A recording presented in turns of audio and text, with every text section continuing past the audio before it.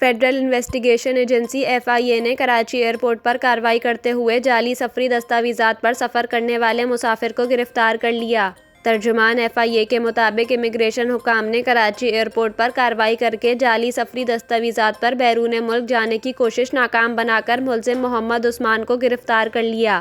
ملزم نے بین الاقوامی پرواز کے ذریعے کینیڈا جانے کی کوشش کی۔ ملزم کے پاسپورٹ پر کینیڈا کا جعلی ویزا لگا ہوا تھا۔ اسکینڈ لائن آفس کی فورینسک رپورٹ کے مطابق بھی ویزا جعلی تھا۔ ویزے میں کسی قسم کی UV خصوصیات آویزاں نہیں تھیں۔